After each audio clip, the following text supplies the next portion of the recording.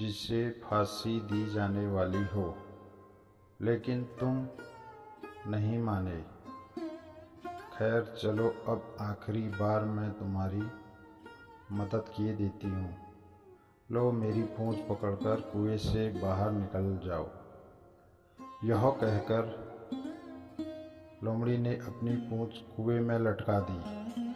देखते ही देखते पूँछ इतनी लंबी हो गई कि कुएं के पैंदे में पड़े राजकुमार के पास तक जा पहुंची। राजकुमार उसे पकड़कर कुएं से बाहर निकल आया।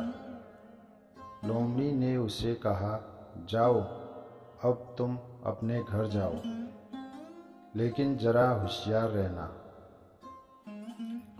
तुम्हारे भाई तुम्हारे जान के दुश्मन हैं। वे लोग जरूर तुमको ढूंढ रहे होंगे। राजकुमार घर की ओर चल पड़ा। अपने राज्य में पहुंचने पर उसे एक भिखारी मिला। भिखारी को उसने अपने सुंदर कपड़े दान में दे दिए और उसके भद्दे पुराने कपड़े पहन लिए। इस तरह वेश बदलकर वह अपने किले में पहुंचा। वहां उसके पहुंचने पर एक बड़ी आश्चर्यजनक बात हुई। सोने का घोड़ा खुशी से हिनहिनाने लगा और दाना खाने लगा। सोने की चिड़िया भी अपने पिंजरे में खुशी से फुदकने और गाना गाने लगी। राजकुमारी ने अपने आंसू पोंछ डाले और वह भी खुश दिखाई देने लगी। लेकिन राजा की समझ में कुछ नहीं आया। उसने राजकुमारी से इसका कारण पूछा तो वह बोली, मैंने तो पहले ही आपको सारी कहानी बता दी थी। आपके बड़े और मंझले राजकुमार ने छोटे राजकुमार के साथ धोखा किया है। उन्होंने आपको भी धोखा दिया है, लेकिन अब आपका छोटा राजकुमार यहाँ पर आ पहुँचा है। इसलिए मुझे बहुत खुशी हो रही है। उसी के साथ मेरी शादी हुई है और मैं उसी के साथ ही खुश रह सकती हूँ। फिर उसने मैले कुचैले कपड़े पहने एक आदमी की ओर इशारा करते हुए कहा, वह रहा आपका छोटा राजकुमार। राजा ने भी अपने लड़के को पहचान लिया। अब राजा ने अपने छोटे बेटे के बारे में अपने विचार बदल दिए। अब वह उसको बहुत समझदार और बहादुर मानने लगा और उससे बहुत अधिक प्यार करने लगा।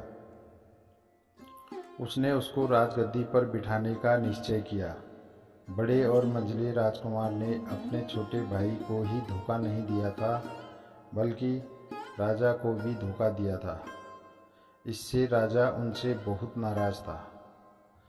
उसने उन दोनों को अपने राज्य से निकलवा दिया। इसके बाद बड़ी धूमधाम के साथ राजकुमारी के साथ राजकुमार का विवाह हुआ और दोनों खुशी से रहने लगे। लेकिन राजकुमार उस लोमड़ी को नहीं भूला था जिसने उसकी सहायता की थी। एक दिन समय निकालकर वह जंगल में उस लोमड़ी की खोज में निकला। बहुत ढूंढने के बाद एक पेड़ के खोखले भाग में उसने उस लोमड़ी को चुपचाप बैठे हुए देखा। लोमड़ी बहुत उदास थी और पहले से बहुत ज़्यादा दुबली भी हो गई थी। राजकुमार को देखते ही लोमड़ी ने उसे पहचान लिया और कहा, आह, कहो राजकुमार, आज इधर कैसे भूल पड़े।